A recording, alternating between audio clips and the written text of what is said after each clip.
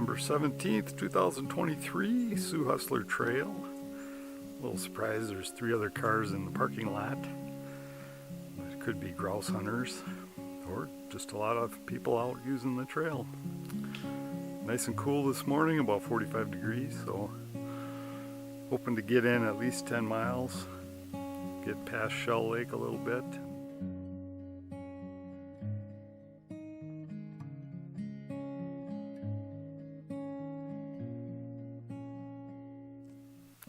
It looks like some beavers have put in a pond about a half hour on into the trail. So right now I'm following these broken branches which I assume people have been moving through here and breaking branches all as they go. So there's quite a few to follow, and then occasionally we even get a little orange ribbon to just confirm we're still on the right trail. So I think we're okay. If it wasn't for those, I'd have no idea where the trail is, because there's little beaver trails all over the place here too.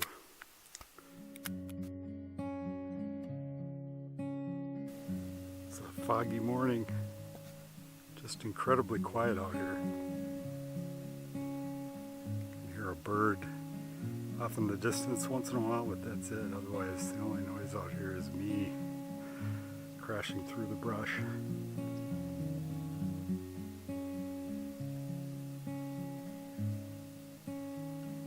I was reading somebody's trip report from 2020 a couple of nights ago as I was preparing, and they described a desolate area about a mile in from the trailhead, and I'm not sure what happened here, if it was logging or a small fire, but in any case I can see why, or what, this would have been desolate 3 years ago, but now it's starting to get some growth. And it's making for some nice fall colors. Some of these little maple trees that are starting to grow up.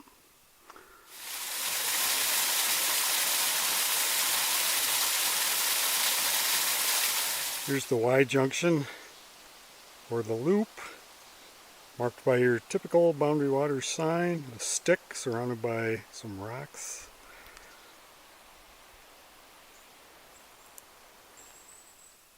I went past the Shell Lake portage not too long ago, maybe 10 minutes ago, and now the trail goes along a couple of nice ridges, so it's pretty easy walking. Just follow the cairns on top of these rocks. If I'd have been here a month ago, I probably would have found some blueberries. Looks like there's quite a few plants here, but of course we're into mid-September now, so not a berry to be found. About 4.5 hours in, I think portage to Heritage. I'll check the map later. We're at Leaf Shell Lake, so it crosses a couple of rocks over a little stream here, and then I'm looking, I think, at the north side of Con Island, and a good fishing spot about halfway out there from my canoe trips. I know there's a weed bed. Sometimes I get some walleye along the edge of the weeds. But I don't have my fishing rod today. It looks like the trail crosses here.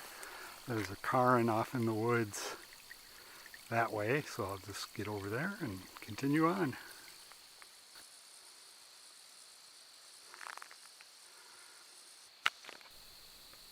I'm on the portage between Shell and Little Shell.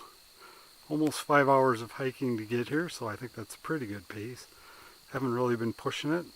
Just going along at a steady pace. Stopping pretty regular for water, and had some lunch up on a ridge. So it's only about 60 degrees too. So that makes it nice. A couple of nice campsites in this area. I think there's one off to the right that I could get to,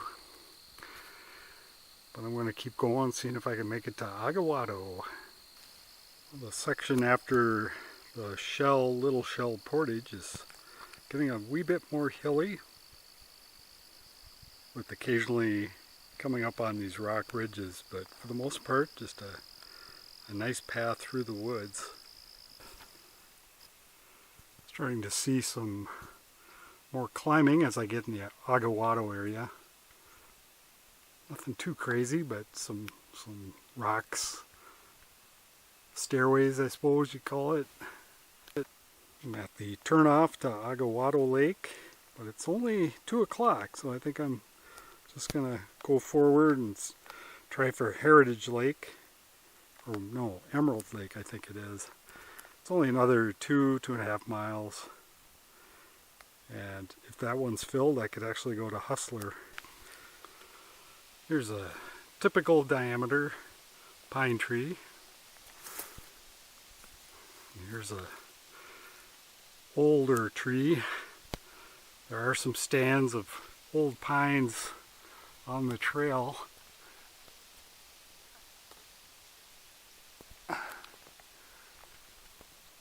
know that won't impress my friends on the west coast, but here in the Boundary Waters, that is an old pine. Well, I've made it to the Emerald Lake campsite, 3 o'clock. It's a pretty little lake.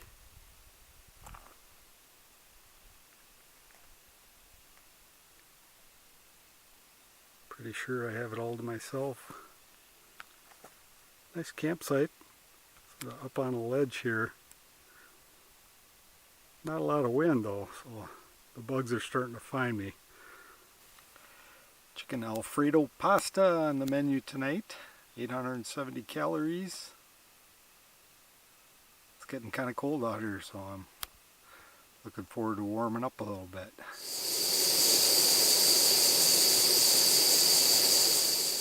My wife made me this itty bitty pot holder so I can use it to get the lid off my pot and check if the boil is happening, and it's even good enough to lift the pot off of the little stove. Day 2, Emerald Lake.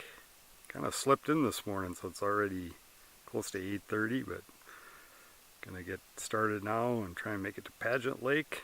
Actually, I should make it there by early afternoon. Probably stay there unless I'm feeling really good, then I'll try and walk around over to Devil's Cascade.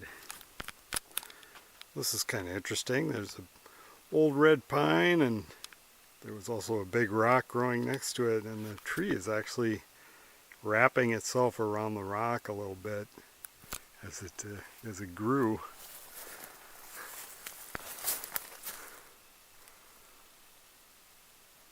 I'm perched up on top of this beaver dam. Took a fair amount of work to get this far because the water is so high in it. But I wasn't seeing any boot prints or even a hint of a trail. Getting worried. But by golly, there's 3 rocks stacked up over here on this side, so I know it wasn't a wasted effort. I'm at the northern campsite on Hustler. Only took 2 hours to get here from Emerald. I was at a pretty leisurely pace. All of the spur trails to campsites are pretty well marked,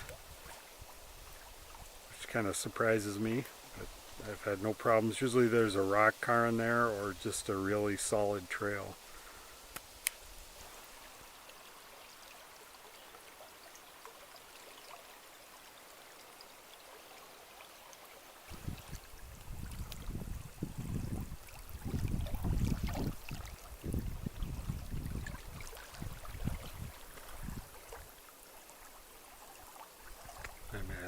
Rangeline Lake campsite. It was only an hour and a half after Hustler Lake, and I was moving at a pretty slow pace.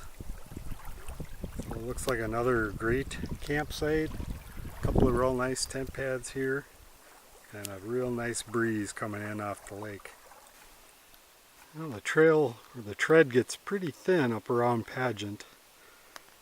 Fortunately, there's rock cairns along the way and logs that have been cut, so even when I feel like I'm not sure if I'm on a trail anymore, I come up on something like that and I know I'm going the right way.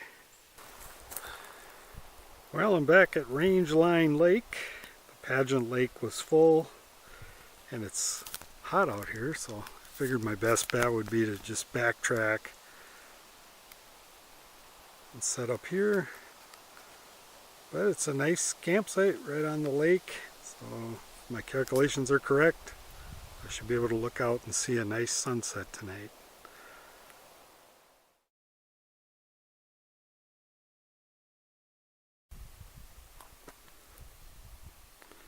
Day 3 on Range Lake. It's 7 a.m. I got up at 6, packed up camp. 54 degrees, so try and pound out some miles this morning while it's still cool.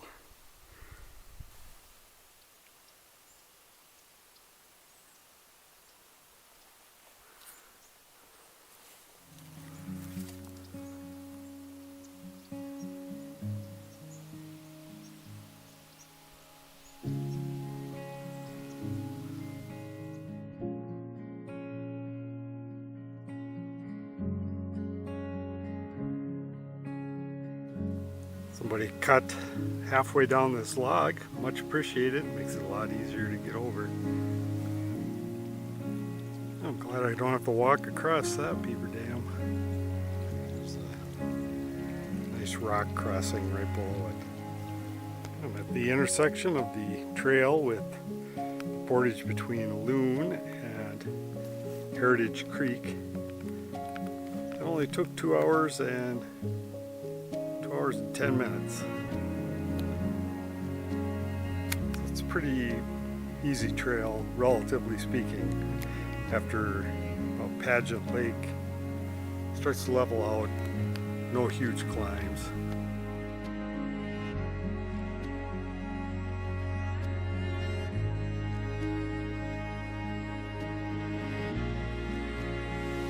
Lots of maple and oak in this area, just north of Devil's Cascade, so fall colors have begun. Alright, I've arrived at Devil's Cascade. Unfortunately, somebody's in the campsite, so I was hoping to close with a shot of the valley there. But instead, I will close with some fall foliage as I work my way back to the trailhead. 4 hours and 15 minutes to get from Rangeline Lake to Devil's Cascade.